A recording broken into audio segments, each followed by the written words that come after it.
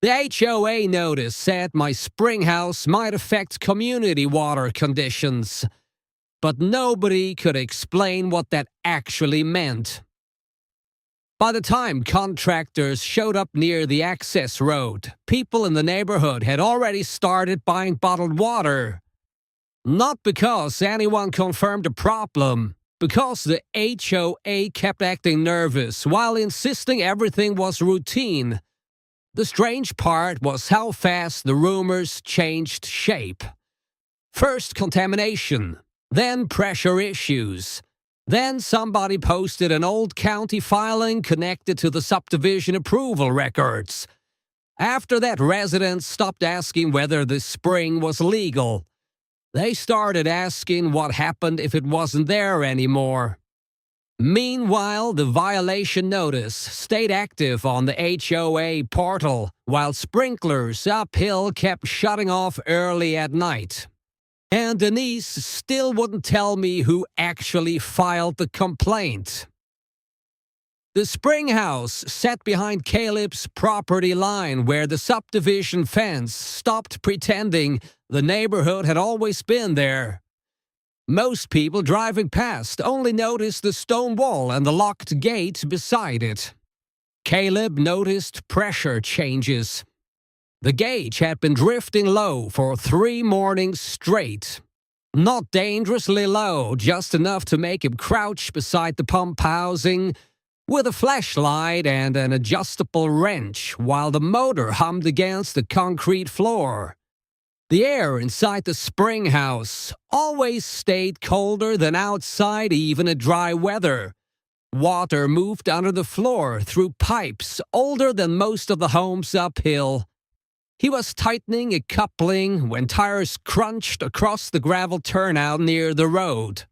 At first, he assumed it was one of the landscaping crews cutting through again. Then he heard a car door shut and somebody call his name too carefully. Caleb. He stood up slower than he needed to. Denise Calder was already near the gate, holding a blue HOA folder against her chest, like she was trying not to touch anything around her. Denise usually wore the expression of someone trying to stay professionally patient at a customer service counter. That morning, she looked overheated and rehearsed. "You can just leave it there," Caleb said, wiping his hands on a rag. "It's better if I hand it to you directly." That sounds promising. She ignored that. The board voted to issue a compliance notice regarding the spring structure and possible water safety concerns. The phrase landed oddly. Not because of the HOA part. The HOA sent notices about mailbox paint and parked trailers every month. It was the water safety wording that made him stop looking at the paperwork and look at her instead. Denise slid the packet through the gate. "There have been complaints," she said, "about what the structure, runoff, access concerns. We just need clarification. From who? I'm not discussing residents individually." He opened the folder anyway. Most of it looked like standard compliance formatting. Parcel number, violation category, corrective recommendation.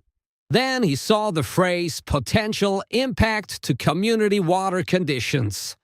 That doesn't even mean anything, he said. It means the board has concerns. The board barely knows where this line runs. She exhaled through her nose a little harder than before. "Caleb, nobody's trying to create a problem here." That was the first sentence that made him think maybe they already had. Outside the Springhouse, the subdivision lawns uphill looked unevenly yellow under the late morning sun. A sprinkler somewhere clicked uselessly against dry dirt. Denise noticed him looking and shifted tone immediately. "We're asking for cooperation before this turns into something bigger." He almost laughed at that because nothing about the Springhouse had been big in years. The pump fed an old protected source line that predated the subdivision. Mostly it just existed quietly, while newer infrastructure got credit for the neighborhood functioning normally. He flipped through the packet again. 30-day compliance deadline. Inspection authorization request. Possible cap recommendation pending review. "Who wrote this?" he asked. The board attorney reviewed it. "That's not what I asked." Denise's expression tightened. "You'll have contact information in the packet." She started backing toward the road before he answered. That caught his attention more than the notice itself. Denise usually liked standing in place long enough to feel administratively in control. This time, she left quickly. Caleb stayed beside the open gate, listening to the pump vibration through the floor. A minute later, while he was still rereading the notice, a cyclist from the subdivision slowed near the turnout and nodded toward the folder in his hand. "That about the spring?" the man asked casually. Caleb shrugged once. "Apparently." The cyclist hesitated. Then he asked, "So has that thing always been approved?" By the third day, Caleb understood the notice itself mattered less than the way people were talking around it. Nobody knocked on his door directly. That would have felt normal. Instead, conversations kept ended awkwardly when he walked near them. At the hardware store, 2 streets over, a cashier asked whether he was getting that water thing figured out. A landscaping truck slowed outside the Springhouse gate long enough for the passenger to stare at the posted parcel number. Somebody in the subdivision Facebook group uploaded a blurry photo of the pump housing taken through the fence from the road. The caption just said, "Anybody know what this actually feeds?" Caleb saw the screenshot because his cousin texted it to him with, "You pissed somebody off he didn't answer." Instead, he spent most of Thursday morning tracing the older intake line downhill from the Springhouse overflow trench. The line disappeared under brush and rock before curving towards the easement corridor near the subdivision entrance. He already knew where it ran. He just needed something practical to focus on while the situation kept turning social without his permission. The gauge pressure dipped again around noon. Not enough to panic anybody. Just enough that 2 sprinkler systems uphill began pulsing unevenly instead of maintaining steady spray. Caleb noticed because he could see the mist patterns from the access road. Half an hour later, his phone buzzed with an unknown number. "Yeah." A woman answered immediately. "Hi, this is Melissa from Birch Court. Sorry, I got her number from Doug." Caleb closed his eyes briefly. Melissa kept talking before he could respond. "People are saying the HOA found contamination problems with your spring number, but they filed a compliance notice." "So there's a problem?" "No," Caleb said, already tired. "There's paperwork." The woman hesitated long enough for him to hear dishes moving in the background. "Well, my pressure's been weird since Tuesday. That doesn't mean it's connected. But it could be." He looked down at the wrench still in his hand. "That's not what I said." After the call ended, he tossed the rag onto the pump housing harder than he intended. Then immediately felt stupid for reacting at all. By evening, the rumors had stopped sounding specific. That bothered him more. Specific rumors could usually be corrected.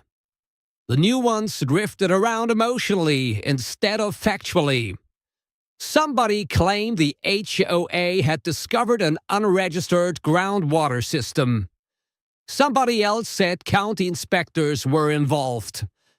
Another resident insisted the Springhouse had been leaking for years, and nobody noticed until the drought. None of it matched the actual notice. But none of it stayed still long enough to answer either.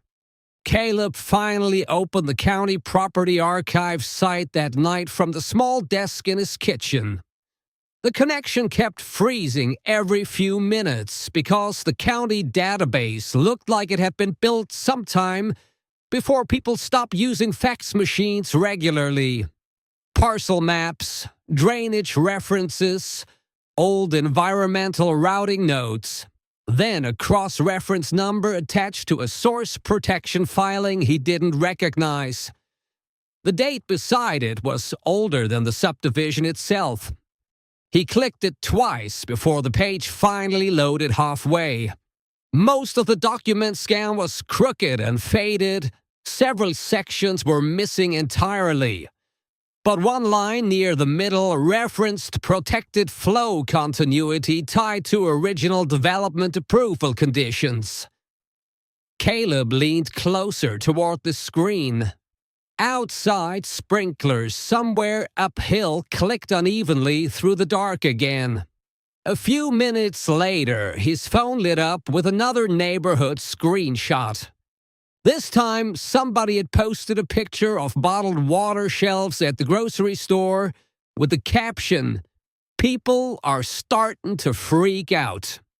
Caleb stared at it for several seconds before setting the phone face down beside the keyboard. Then he reopened the county filing. The contractor truck showed up Monday morning before the HOA bothered warning anyone officially. Caleb heard it before he saw it. Diesel engine, slow tires on gravel. Then the metallic clatter of equipment shifting in the truck bed near the turnout beside the Springhouse access road. He stepped outside, carrying a mug of coffee he immediately forgot to drink. Two men in reflective vests were standing near the gate, studying the buffer markers along the tree line. One of them held a clipboard. The other kept glancing uphill toward the subdivision like he wanted witnesses nearby before touching anything.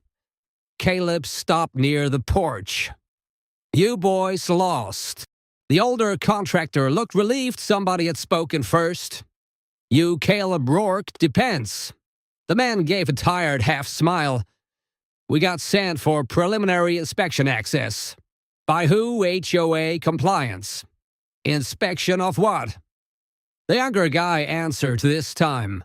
"Source structure, runoff clearance, possible cap routing." The phrase hit Caleb wrong immediately. Possible cap routing.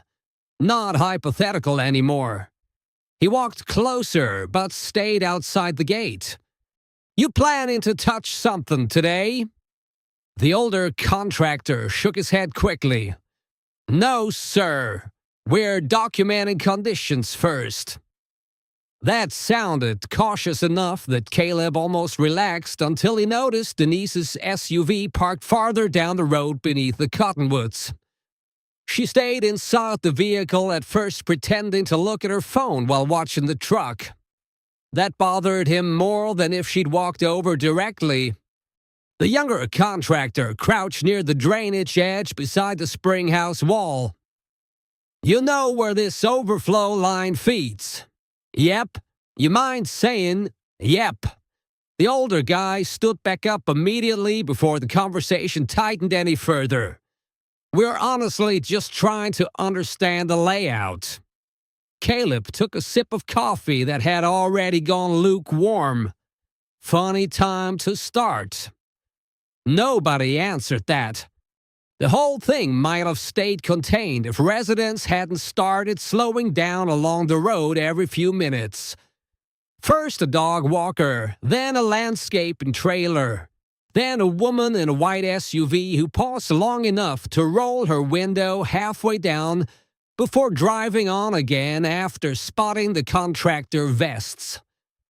People noticed the truck before they understood why it was there. By noon, the subdivision Facebook group had already shifted tone again. Not contamination this time. Now people wanted to know why contractors were inspecting the spring at all if the HOA supposedly believed it was irrelevant to neighborhood water. Caleb saw the screenshots because somebody kept forwarding them to him anonymously. One post read, "If it has nothing to do with the subdivision, then why are they out there with survey flags?" Another, "Our pressure dropped again last night, by the way." Then, "Does anybody know if emergency water routing uses the old source line?" Nobody answered that one. Around 2 o'clock, the contractor approached Caleb alone while the younger workers stayed near the truck. Off the record, the man said quietly. Caleb waited. "We got told this was abandoned infrastructure. It's not." "Yeah," the contractor muttered, looking back toward the Springhouse. "I figured that out." The man lowered his voice another notch. "There's active pressure movement through that line." Caleb didn't respond immediately. Not because he was surprised. Because hearing somebody else say it out loud changed the feeling of the situation instantly. The contractor rubbed the back of his neck. "Look, I'm not trying to get dragged into HOA politics. I just don't like jobs where nobody explains why they're nervous." Caleb was still thinking about it after the truck pulled away. Denise wasn't saying she was nervous, but everything around her was moving like she was. Every reassurance from the HOA kept arriving beside behavior that looked increasingly urgent. Late that evening, Caleb walked the edge of the subdivision access path with a flashlight while checking the exposed valve markers downhill from the spring buffer. Technically, there was no reason to do it at night. He just couldn't stop thinking about the contractor saying active pressure movement. Half the homes uphill already had porch lights on. Sprinklers clicked across the neighborhood in uneven bursts. Some shut off abruptly after a few seconds, like residents were testing pressure instead of watering grass. A man Caleb recognized from Birch Court stood beside his driveway holding a hose loosely in one hand. The two of them nodded at each other without speaking. Then the man looked down at the weak stream coming from the nozzle and quietly turned the water off. Caleb found the easement file at 1:13 in the morning after nearly giving up on the county archive entirely. The document opened sideways first. Then half the scan failed to load. Then the browser froze long enough that he almost shut the laptop and went to bed. Instead, he refreshed the page again while the kitchen clock ticked behind him and sprinklers somewhere uphill clicked on and off in uneven cycles through the dark. Most of the filing looked ancient even digitally. Faded stamps, crooked signatures, routing notes from departments that technically didn't exist anymore. But the language buried near the middle stopped him cold. Protected source continuity required under original subdivision approval conditions. He read the sentence 3 times. Not because it was confusing, because it explained Denise. Not everything. Just enough. Caleb leaned back slowly in the chair and rubbed a hand across his jaw while the refrigerator motor hummed behind him. Outside the kitchen window, the subdivision sat mostly dark except for porch lights and the occasional blue flicker of television glow through blinds. The Springhouse had existed before the neighborhood. He already knew that. But if the original development approval referenced protected source continuity, then somebody years earlier had considered the spring operationally important enough to document. It was not abandoned paperwork. Somebody had written it down because the spring mattered. That didn't automatically mean the subdivision depended on it directly. Caleb understood that immediately. Water systems layered over time. Backup routing existed. Pressure balancing changed over decades. But it meant the HOA had started a fight around infrastructure they clearly didn't fully understand. And now residents were beginning to sense that too. His phone buzzed again beside the laptop. Another neighborhood screenshot.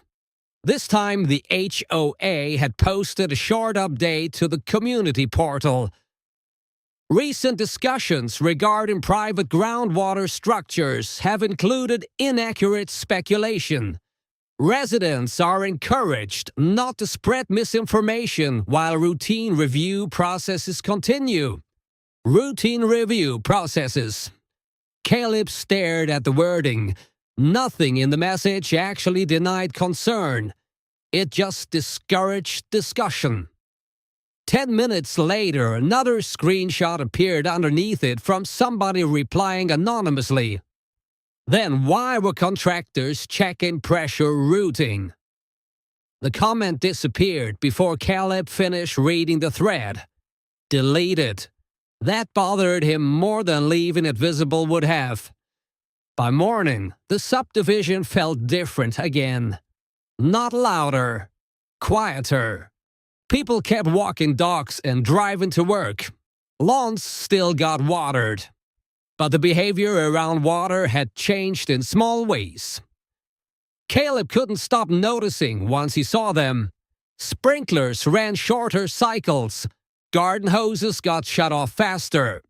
Two residents he'd never spoken to before were standing near the retention pond, looking at something on one of their phones when he drove past. Both stopped talking when his truck approached. At the grocery store, bottled water pallets near the entrance looked half empty before noon. Nobody mentioned contamination anymore. That word had disappeared almost overnight. Now conversation sounded vaguer and somehow more nervous. Pressure issues, backup supply, source routing. People talked like they were trying to use technical language without actually understanding anything technical. Around lunch, Denise finally called him directly.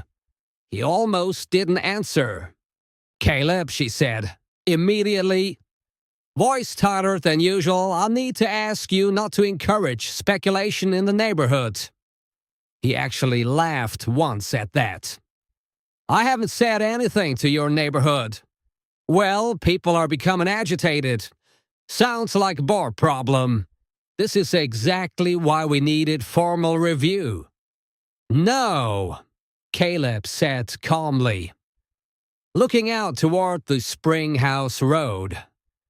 "This is what happens when you scare people before you understand what you're talking about." Silence.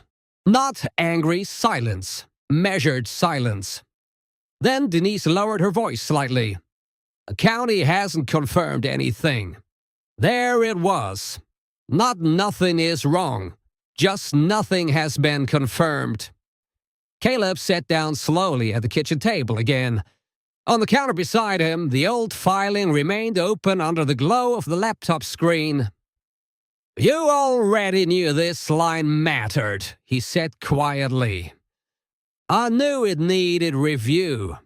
That's not the same sentence.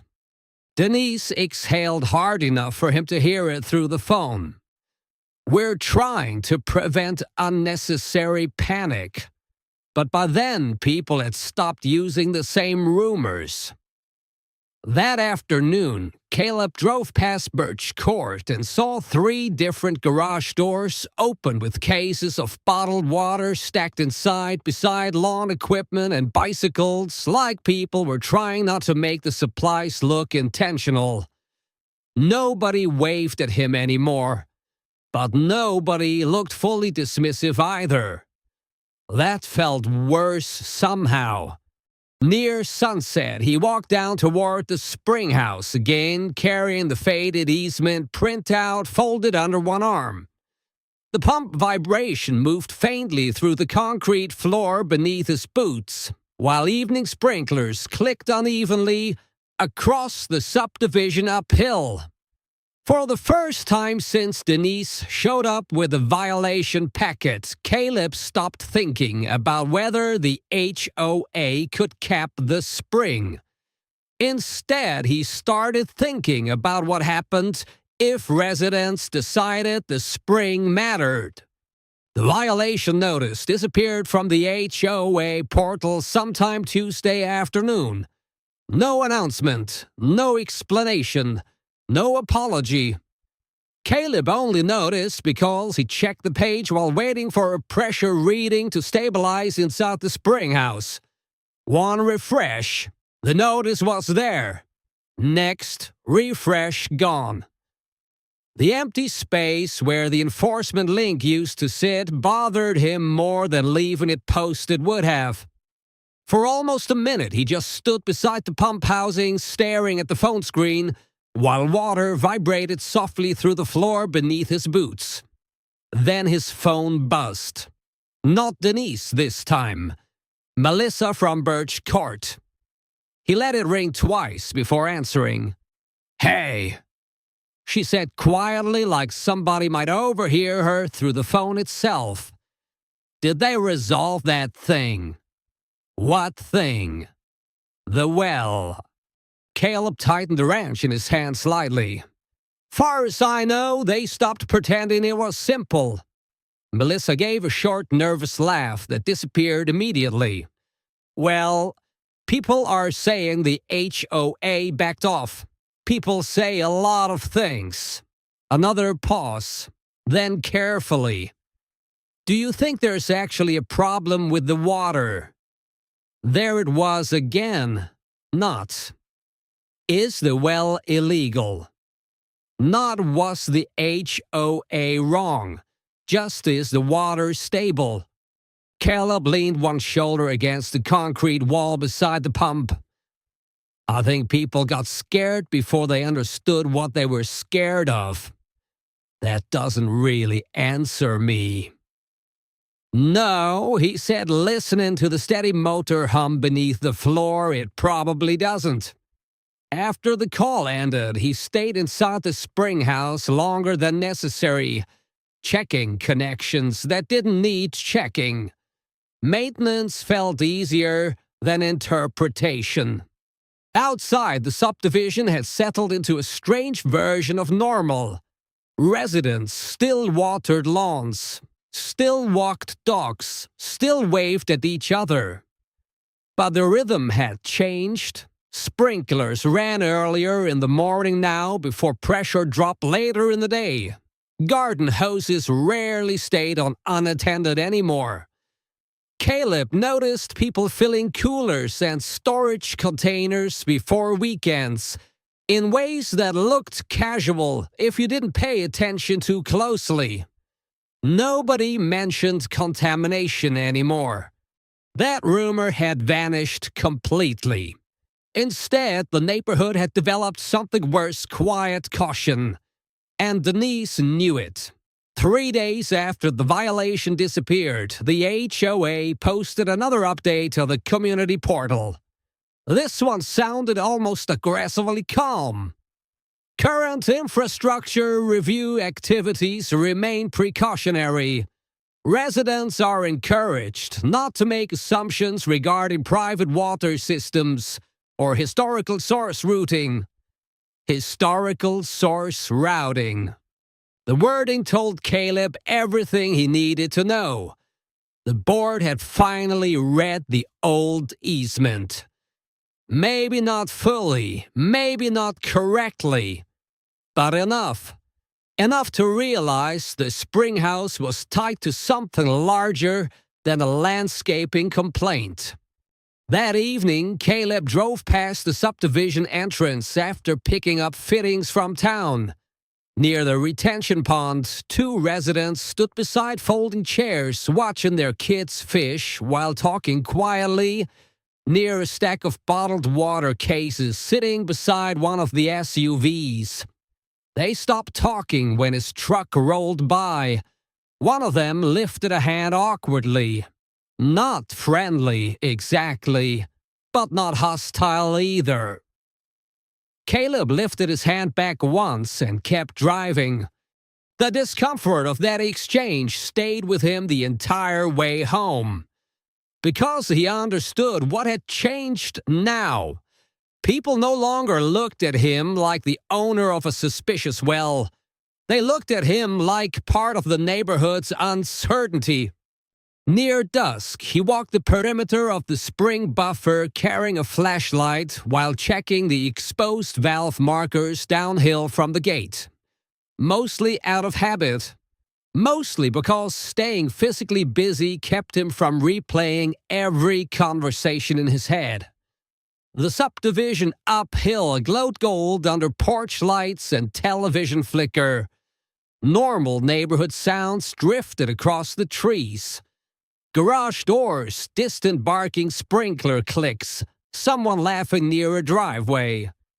Then, one by one, several sprinkler systems shut off earlier than usual. The silence afterward felt strangely noticeable. Caleb stopped near the old stone wall and looked uphill through the dark. A figure stood in a driveway 2 streets over, holding a hose loosely at their side. Watching the water, not using it. After a few seconds, the person noticed Caleb standing near the Springhouse road. They gave a short nod, then turned the hose off completely. A county vehicle finally came out to the Springhouse 2 weeks later. Not for an emergency, not for enforcement, just inspection scheduling. The employees spent less than 15 minutes near the gate, placing a laminated source protection notice onto the old wooden post beside the access road. He took 2 photos with a tablet, asked Caleb where the overflow trench connected downhill, then left without saying much else. No announcement followed afterward, no neighborhood email. No board update, no explanation about what this sign actually meant. But by evening, half the subdivision had already driven past slowly enough to read it. Source Protection Area. Authorized access only. The sign was small, but people reacted to it immediately. Caleb noticed people looking toward the Springhouse differently, almost immediately after it appeared. Not dramatically. Nobody stopped him in the road demanding answers. The neighborhood had moved beyond that stage. Now the discomfort sat lower and quieter. Residents still maintained lawns, still hosted cookouts, still walked dogs after dinner. But water had become something people interacted with more carefully than before. Sprinklers almost never ran unattended anymore. Garden hoses got shut off the second somebody walked away from them. Rain barrels started appearing beside garages throughout the subdivision, even though nobody openly discussed installing them. A hardware store 20 minutes away sold out of larger water containers twice before the end of the month. The strangest part was how quickly all of it became normal. One evening, Caleb stopped at the grocery store after checking the pump pressure and saw Denise near the bottled water aisle studying labels without actually picking anything up. For a second, neither of them spoke. Then Denise noticed him looking. "You keeping the flow stable?" she asked quietly. "Not hostile, not friendly either. Just tired." Caleb shifted the basket in one hand. "Far as I can tell." Denise nodded once, like she wanted to say something else, then looked back toward the shelves instead. That bothered him more than another argument would have. Outside, the dry stretch finally started easing near the end of the month. A slow rain moved through overnight, soft enough that Caleb could hear it hitting the Springhouse roof while he checked the pressure gauges before dawn.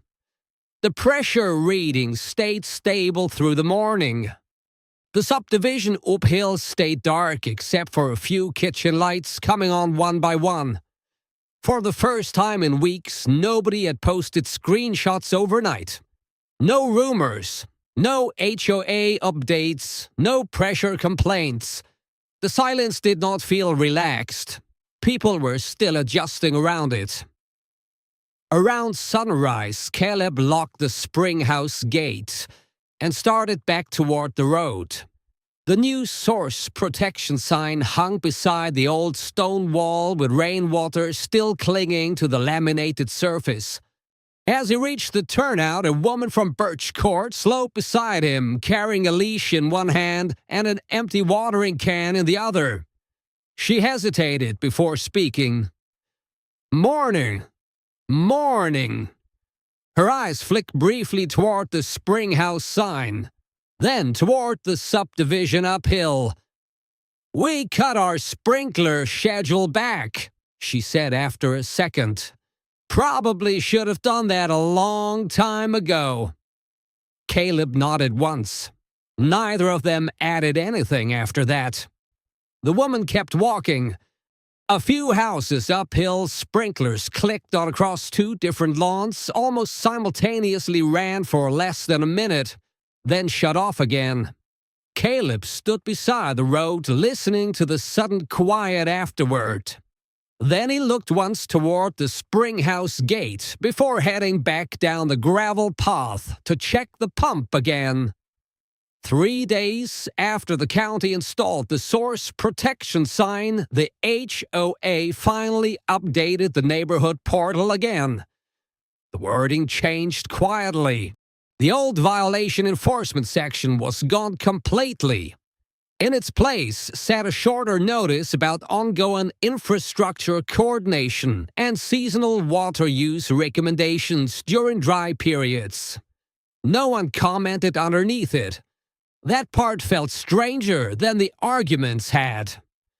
Caleb printed the update at the kitchen counter while waiting for the pump cycle to settle after sunrise. The paper jammed halfway through the first attempt, leaving a bent corner and faded ink across the HOA logo.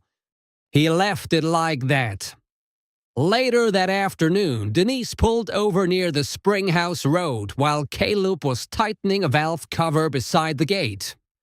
She stayed beside her SUV instead of walking closer. "We're revising a few community maintenance policies," she said carefully. Caleb nodded once without looking up. Neither of them mentioned the old cap notice.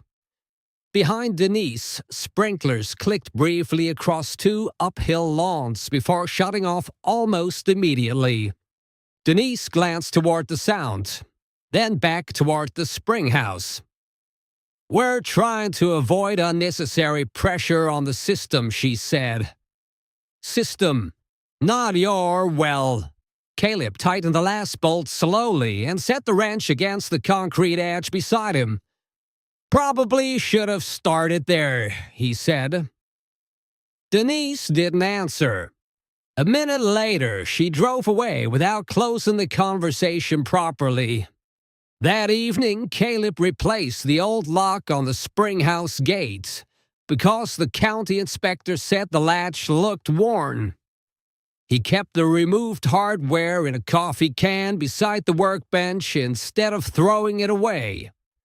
Up the hill, several garage doors stood open while residents moved water containers and lawn equipment around without talking much to each other.